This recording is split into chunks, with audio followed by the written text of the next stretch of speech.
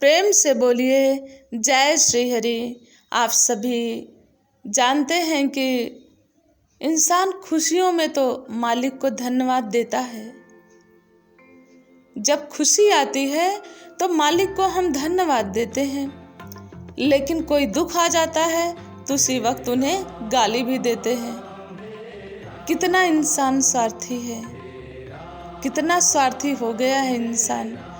यकीनन मानना, जब फूल मिले तो भी परमात्मा को धन्यवाद दो, कांटे मिले तो भी धन्यवाद दो, सुख मिले तो भी मालिक को धन्यवाद दो, और जब दुख मिले तो भी धन्यवाद दो। जो दुख में भी मालिक को शुक्राना अदा करते हैं, याद रखना उस व्यक्ति को किसी और धार्मिक स्थल पर जाने की ज़रूरत नहीं होती है।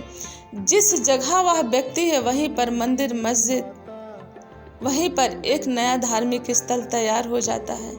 उस व्यक्ति का जीवन इतना महान होता है, क्योंकि खुशियों में तो प्रभु को हम धन्यवाद देते हैं, लेकिन दुख में बिरला ही लोग दे सकता है। संत कबीर, तुलसी जैसे लोग ही इस परमात्मा को दुख में भी धन्यवाद देते हैं। अगर ऊपर से शेड है तो भी मालिक का धन्यवाद, और ऊपर से कोई छांव नहीं है, खुले आकाश में लेटे हैं तो भी मालिक का धन्यवाद।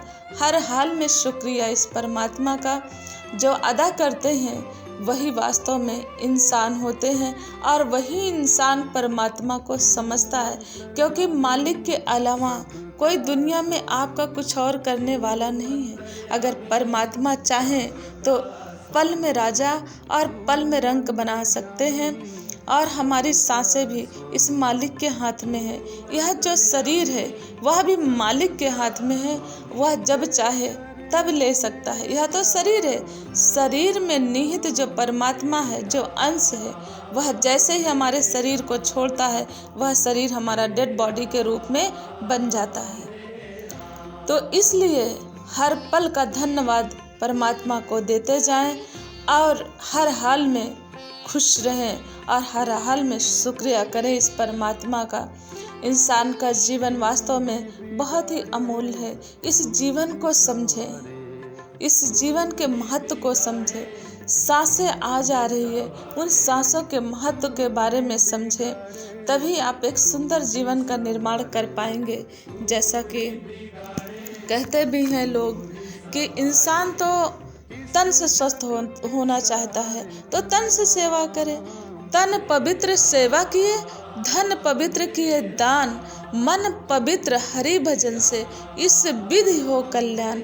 वास्तव में अगर तन से सेवा करते हैं, मंदिर जाते हैं और भाग भाग के सत्संग जाते हैं, सत्संग में दरिया बिछाते हैं, वहाँ पे साफ सफाई करते हैं, वहाँ सेवा करते हैं, तो आपका तन पवित्र रहेगा। अगर तन को संत की सेवा में लगाया आपने तो।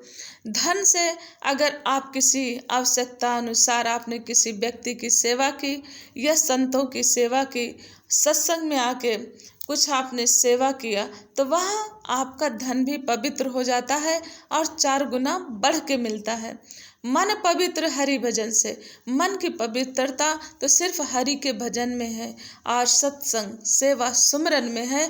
जो अपने जीवन का अंग बना लेते हैं तो उनका जीवन तो वास्तव में उनका जीवन और मन दोनों पवित्र हो जाता है, और इस विधि हो कल्याण। तो इस प्रकार से आपका कल्याण संभव है। नहीं तो 84 लाख योनियों में चक्कर लगाते रहेंगे, कभी कुछ बनेंगे, कभी कीड़े मकोड़े, कभी जानवर, किसी न किसी रूप में इसी धरती पर आप भ्रमण करते रहेंगे और मुक्ति नहीं मिलेगी। अगर सत्संग आते हो, सच्चे गुरु के पास आते हो, नित्य प्रति संगत करते हो, तो यकीनन मानना कि आपको कुछ और करने की ज़रूरत नहीं है। बिना कुछ के आपकी मोक्ष की प्राप्ति हो जाएगी। लेकिन सत्संग में आके भी सत्संग की बातों को सुनना, सुनने से भी ज़्यादा ज़रूरी है अनुसरण में लाना। जो लोग अनुसरण में लाते हैं उनका जीवन धीरे धीरे निखरता चला जाता है, एक सुंदर जीवन बन जाता है, एक पवित्र जीवन बन जाता है, दूसरों के लिए सुखदायी जीवन बन जाता है। तो आइए सत्संग में बराबर आते रहें। अगर अपने जीवन में सुख चाहते हैं, दुखों से छुटकारा पाना चाहते हैं, हर कष्टों का निजात है, कहते हैं कि नाम औषधि, जो नाम की औषधि लोग लेते हैं उसे कोई और औषधि की ज़रूरत नहीं पड़ती है। तो वह औषधि है आपका नाम सुमिरन। नाम सिमरन अगर आप बराबर करते रहते हैं तो आपको कोई और औषधि की ज़रूरत नहीं पड़ती है, सारे कष्टों का निदान उसमें छुपा है। अगर नाम सिमरन करते हैं तो बड़े बड़े कष्ट यूं ही निकल जाएंगे, आपको पता भी नहीं चलेगा। तो आइए इन्हीं शब्दों के साथ हम क्षमा चाहते हैं, अपना ऐसा जीवन बनाइए कि आप जिस जगह रहो वहीं मथुरा काशी बन जाए, वहीं पर एक धार्मिक स्थल बन जाए, वहीं पर मंदिर जैसा निर्माण हो जाए। तो आइए इन्हीं शब्दों के साथ हम क्षमा चाहते हैं। प्रेम से बोलिए जय श्री हरि।